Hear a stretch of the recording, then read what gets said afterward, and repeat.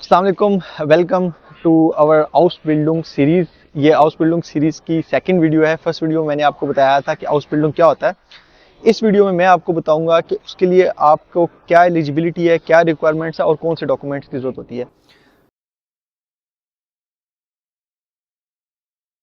तो सबसे पहले नेशनैलिटी की एलिजिबिलिटी होनी चाहिए, लेकिन लास्ट 2020 मार्च के अंदर जर्मन गवर्नमेंट ने अपनी स्किल इमिग्रेशन लॉ को मॉडिफाई किया है, जिसकी वजह से एनीवेयर कोई भी दुनिया के अंदर जितने भी लोग हैं वो इस हाउस बिल्डिंग के किसी भी प्रोफेशंस के लिए अप्लाई कर सकते हैं। उससे पहले क्या होता था कि आप एक लिमिटेड प्रोग्राम के लिए ही नॉन ईयू के जो लोग हैं वो हाउस बिल्डिंग के लिए अप्लाई कर सकते थे।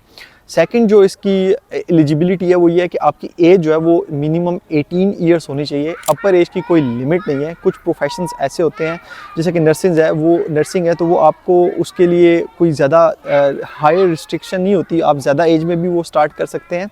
और आल्सो ये एज का फैक्टर उस चीज़ पे भी डिपेंड करता है कि अगर आपने अपनी एजुकेशन के बाद रेलिवेंट फील्ड के अंदर आपका कोई एक्सपीरियंस है या आपने कोई डिप्लोमा किया है तो फिर भी एम्प्लॉयर उसको प्रेफरेंस देते हैं, तो वहाँ भी एज का फैक्टर नहीं आता। लेकिन जो अपर एज की लिमिट है, जर्मन गवर्नमेंट की तरफ से कोई इसकी रिस्ट्रिक्शन नहीं है। ये हाईली डिपेंड करता है आपके एम्प्लॉयर के ऊपर कि वो आपको प्रेफर करता है कि नहीं करता। वो आपको अपने इंटरव्यू में खुद जस्टिफाई करना है कि आपकी एज ज़्यादा क्यों है, कि अगर आपने किसी और फील्ड में काम किया है तो क्यों किया है, वगैरह वगैरह।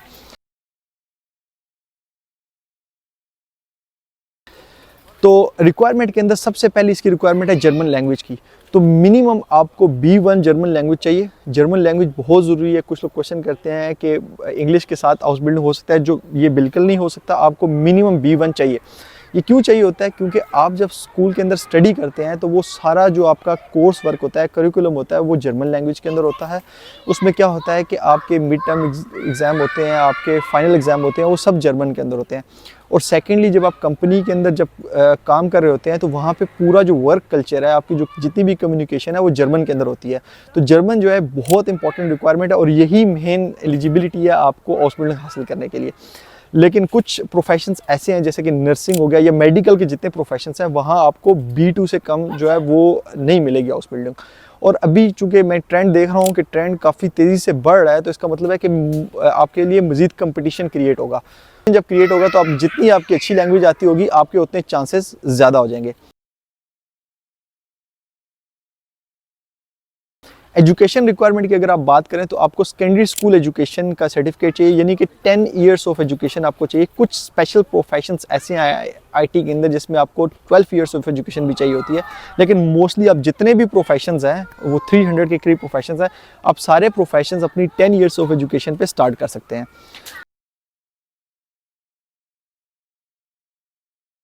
तीसरी कुछ रिक्वायरमेंट ये स्किल्स हैं, ये डिपेंड करता है कुछ प्रोफेशंस के ऊपर। जैसे कि कुछ आईटी के प्रोफेशंस हैं वो आपसे एक स्पेसिफिक एक्सपीरियंस मांगते हैं, या वो देखते हैं कि आपको फॉर एग्जांपल आपके मैथमेटिक्स के अंदर क्या ग्रेड्स हैं या आपके पास कंप्यूटर का कोई नॉलेज है कि नहीं, तो वो भी डिपेंड करता है। लेकिन ये कुछ प्रोफेशंस के लिए है। डॉक्यूमेंट्स के ऊपर अगर हम बात करें तो पहली बात, आपके जितने भी डॉक्यूमेंट्स हैं, आपकी सीवी है सबसे पहले, वो जर्मन में होनी चाहिए। सीवी के लिए आपकी जितनी भी एजुकेशनल आपका बैकग्राउंड है, आपकी पर्सनल इन्फॉर्मेशन है और आपके जितने भी प्रोफेशनल हिस्ट्री है, जिसमें अगर आपका कोई एक्सपीरियंस है, अगर आपने कोई डिप्लोमा किया है तो आप सीवी के अंदर मेंशन करेंगे। इसके लिए यूरोपास एक अच्छा फॉर्मेट है, उसका लिंक मैं डिस्क्रिप्शन में दे दूँगा, आप वहाँ से जाके आप सीवी बना सकते हैं।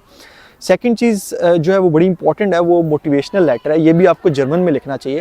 ये बहुत इंपॉर्टेंट है। और इसके अंदर आपने लिखना क्या है, इसके अंदर आप सबसे पहले अपने बारे में बताएंगे बेसिकली ब्रीफली, क्योंकि बाकी तो आपने सीवी के अंदर बता दिया होगा।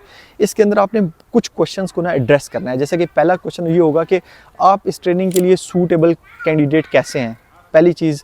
या और मोटिवेशन लेटर लिखने से पहले आपको मैं रिकमेंड करूंगा कि आप प्रोफेशन के बारे में पढ़ लें कि जिस प्रोफेशन के लिए आप अप्लाई कर रहे हैं। आप कंपनी के बारे में पढ़ लें कि कंपनी कैसी है, और ये 1 पेज का होना चाहिए। मोस्टली 2 पेज में भी जाए तो इतना बड़ा प्रॉब्लम नहीं है, लेकिन आपका चूंकि मैट्रिक के बाद कितना एक एक्सपीरियंस होता है तो 1 पेज इज़ इनफ। फिर आपने कुछ क्वेश्चंस को इसमें एड्रेस करना है, जैसे कि आप क्या एक्सपेक्ट कर रहे हैं इस ट्रेनिंग से, आपके फ्यूचर प्रोस्पेक्टिव क्या हैं इस ट्रेनिंग से, और फिर आपकी स्ट्रेंथ्स क्या हैं, आपकी वीकनेसेस क्या हैं। उसके अलावा आप कैसे रिलेट करते हैं इस ट्रेनिंग के साथ, आप इस प्रोफेशन को क्यों चूज़ किया, आपने जर्मनी को क्यों चूज़ किया। ये सारे क्वेश्चन आपने एड्रेस करने हैं अपने मोटिवेशन लेटर के ऊपर। तीसरे नंबर पे आता है आपके वर्क एक्सपीरियंसेस। अगर आपका कोई वर्क एक्सपीरियंस है तो आप उसकी सर्टिफाइड कॉपीज़ जो है वो अपने पास रख लें, नोटरी पब्लिक से आप उसको टेस्ट करवा लें और अपने पास उनको रख लें। चौथे नंबर पे आता है एजुकेशनल डॉक्यूमेंट। जो एजुकेशनल डॉक्यूमेंट है उसमें आपको सेकेंडरी स्कूल एजुकेशन का सर्टिफिकेट चाहिए। अब उसकी टेस्टेशन जो है वो आपको चाहिए होगी। अगर आपने मैट्रिक किया तो आपको IBC से उसकी टेस्टेशन चाहिए। कुछ जर्मन कंपनीज़ ऐसी हैं जो कि आपको ट्रांसलेशन भी मांगती हैं, तो आपको सर्टिफाइड जो है ट्रांसलेशन चाहिए होगी इसकी। और फिर आपको जर्मन सर्टिफिकेट चाहिए, और सर्टिफिकेट जो है वो गोथे इंस्टीट्यूट से आप करेंगे, ठीक है। आप कुछ लोग क्वेश्चन करते हैं कि मैं ऑनलाइन कर लूँ तो वो एक्सेप्टेबल है, ऐसे कोई सर्टिफिकेट एक्सेप्टेबल नहीं होगा, आपको गोथे से ही करना पड़ेगा। लैंग्वेज में कुछ ऐसा भी हो सकता है कि अगर आपकी B1 लैंग्वेज है, लेकिन अगर आप प्रोफिशिएंट है लैंग्वेज बोलने के अंदर और आप इंटरव्यू तक पहुंच जाते हैं तो B2 की रिक्वायरमेंट तब कम हो जाएगी और आपको प्रेफरेंस मिल सकती है इसमें। सो ये थे डॉक्यूमेंट्स, बाकी इसकी लिस्ट मैं आपको डिस्क्रिप्शन के अंदर दे दूंगा। नेक्स्ट वीडियो में हम देखेंगे कि आपको प्रैक्टिकली कैसे वेबसाइट पे जाके अप्लाई करना है हाउस बिल्डिंग के लिए। Thank you very much for watching and see you next video.